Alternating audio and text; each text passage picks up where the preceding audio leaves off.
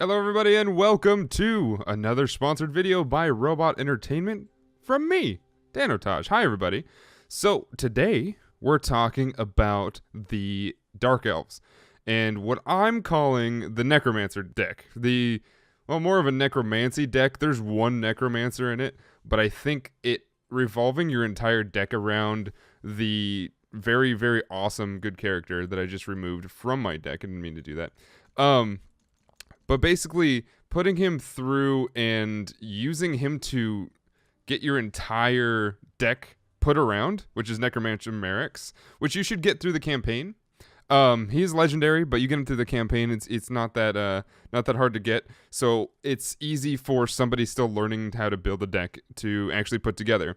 The Dark Elves are my favorite group so far. The Council's cool. It's a bit basic though. It's a bit straightforward, and there's not so many interesting builds you can do with it. It's basically, can you outmaneuver via your own skill, which, you know, that has its own merit on its own. What I like about the Necromancy deck is you can kind of get around making either little mistakes or just dealing with any situation. There's a few situations that make it hard, which is basically if somebody goes with a lighter deck than yours, meaning a lot more smaller foes, which then again, I did adjust the deck to fit that a little bit. So first up, we're going to talk about what we have in here.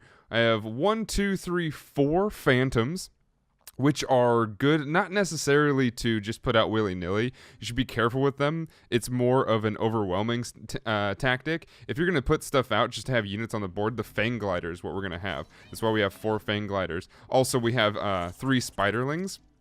The Spiderlings are poison. And I debated on calling this a poison deck because, as you can see, our powers both have poison and nudge. Having that little bit of movement, especially at the beginning, is great. But the poison, I was poisoning at least one enemy almost every turn. Not every turn, but almost every turn. It is nice to get them going, especially with the Spiderlings being there.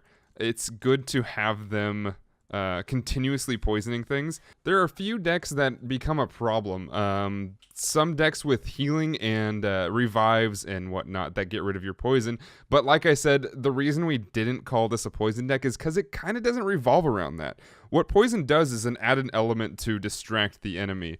What this is meant for is to overwhelm your enemy with a ton of units. And while we have 4 and 4 of very small units, especially with 4 more spiders, one of them being a much bigger spider, which is the Tomb Crawler. That is nice to have on the field, especially in the event where you have a couple of units out there and you just put that out there basically to sacrifice itself for 2 different reasons. One, if you put it out, it sacrifices itself and something gets a better energy.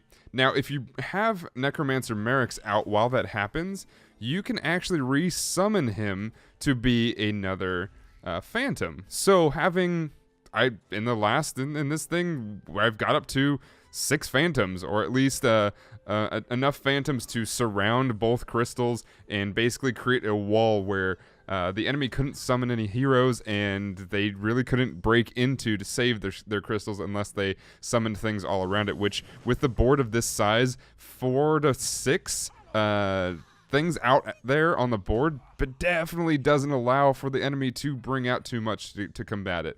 The only thing it can bring out is, like I said at the beginning, a deck with a bunch of small and cheap heroes, or at least things that you can summon.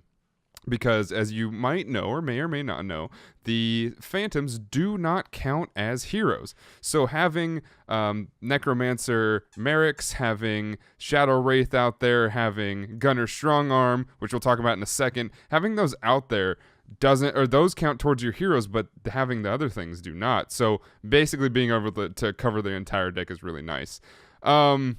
A couple other things, we have some range characters on here, like Necromancer Merrick's is one of them, but also Viper and Marrowgore Mage, which I had 2 in the beginning. I decided to take one out because too much range is a little bit of a problem with this one. Having enough range in here is great.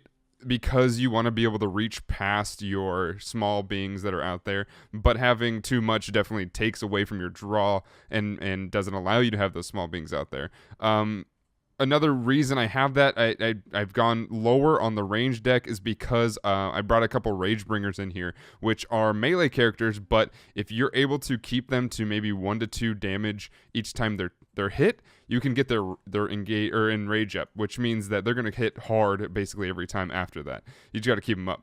A Shadow Wraith in here, only one. I think I only drew one. I only have one card, but only one because of something we'll talk about in a second. And then obviously Necromancer Merrick's and Gunner Strongarm, which Gunner Strongarm is really never used in this deck until you get past 12 turns. Past 12 turns, you can get up to 10 energy pretty quick, and that could be your lifesaver, essentially. Doing 5 damage to a crystal and being able to kill things that are about to basically defeat you is very powerful and very strong. Weapons, I don't have many, I only have one. It's the Rune Rider, basically to have it in my deck, or have it in my hand rather, whenever Necromancer Merrick's or Maragor Mage comes up, just to throw it in there and it'll add to their chain, which basically means that if the enemy team does summon a bunch of cheap beings that basically is your counter to this deck, you can just get rid of them as fast as possible by chaining a bunch of your attacks together. As far as spells go, throwing some shade is good because if you do happen to push them back into their side of the map or their side of the board, you're able to summon a random you can summon a phantom on a random tile near a hero, meaning if they're all the way back and you summon something near them, it's going to actually be on their side, which is good and bad. If they're alone, it's basically going to be useless, but if you have something that can run up while they're distracted, or maybe just force them to have to kill it, it is nice. So having that plus a few things that actually strengthen it. Graze the Dead, destroy a KO'd ally. Hero gains +1 attack and +1 health. This is good because, like I said, you're going to have a lot of things that are probably going to die. Unfortunately, the phantoms are frail and they will go down right away. I don't believe anything else is frail. The Tomb Crawler is frail, but that's because of the fact that you can give him another power. If I said earlier that you can raise him, I didn't actually mean that. What I meant to say was you can raise somebody that maybe is about to be attacked that just got that extra power, which is real nice. Implode Soul, I feel like that's pretty straightforward. Basically, it means if you can upgrade his power, or you can just put him in the middle of a bunch of little things and then explode him. It's basically a free bunch of damage that you can just send out, especially if you just summoned it from Necromancer Merrick's. Next up is Soul Stab, which I added later. I found out that there's not enough strength in this deck to just keep on taking on big enemies. So doing 2 pierce damage to an enemy hero, or to a damaged hero rather, is very powerful because you're going to be doing a lot of 1-point damages, and that obviously counts as a damage. So being able to do that plus another 2 on top of that could be the way to turn the tables on the enemy. Next up, you have the Spirit Gate. I have 2 of those. Summon a phantom on a random KO'd hero, which basically means that if something goes down, just bring up another one. It's real nice, especially in a pinch, especially if you just want to block. So another reason that this Necromancy deck works very well, like we talked about with blocking out the crystals, you can use that for defense too, putting something in front of a crystal when an enemy has to go around or strike through you. It could save you in the long run. It could just be a slow creeping death to your deck. Who knows? It depends on the situation. I've seen it go both ways. Next up, you have Wraith Swell, which is nice. Transform a phantom into a Shadow Wraith. So that's why I only had 1 Shadow Wraith up here. Like I said, I only have 1 in this to my name, but basically this is like having 2. So summon enough phantoms out there, and you'll be able to summon a Shadow Wraith on top of it. And it works in a way where you can actually attack with the phantom and then use the Wraith Swell to get another attack with when it transforms into a Shadow Wraith, which is actually really nice. I'm not sure that's meant to happen, but it sounds like it is, so we're going to keep it in there anyway. A couple things that work with the poison, not just have poison, just throw it out. I figured you'd put a couple things that work synergistically with it, like Acid Influx, which basically it destroys any poisoned enemy. So There's a couple reasons to use that. You can either poison your Tomb Crawler and destroy that to give something just a little bit more strength, or you can use your poison power on a heavy enemy and then destroy it. I feel like that's probably the best way to go, and I've seen that actually used on me with this deck a couple times. So it is powerful. It's something that you should probably use as much as not. It will be obviously be conservative and only use it when you see something that you definitely can't take on or that's about to kill you. Toxic Vapor is... So I had 2 in here for a while, but obviously it was just way too expensive for what it was. Toxic Vapor will poison all heroes on the board.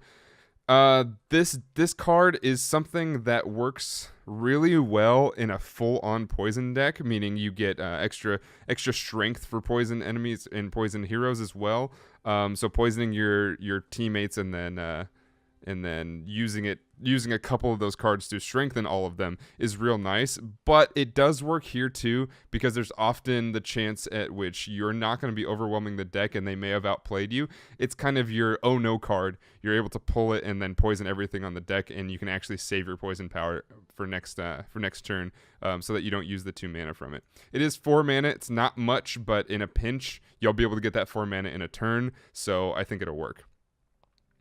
Anyway, if you enjoyed this video or you enjoyed any of the other videos, please like and subscribe to the channel. Show the wonderful people at Robot Entertainment that you guys liked it and we taught you something.